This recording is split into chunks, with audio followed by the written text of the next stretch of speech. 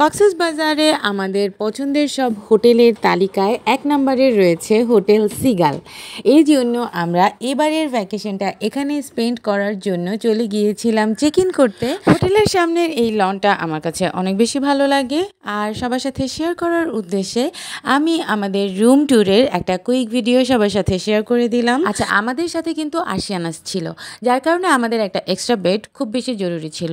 Double বেডের room আমরা খালি পাই নাই, যার কারণে আমরা একটা কিং সাইজ বেডের রুম নিয়ে নিয়েছিলাম। এই জন্য ওরা আমাদেরকে এক্সট্রা একটা বেড প্রোভাইড করেছিল, তার জন্য আমাদের এক্সট্রা কিছু পেমেন্ট করতে হয়েছিল।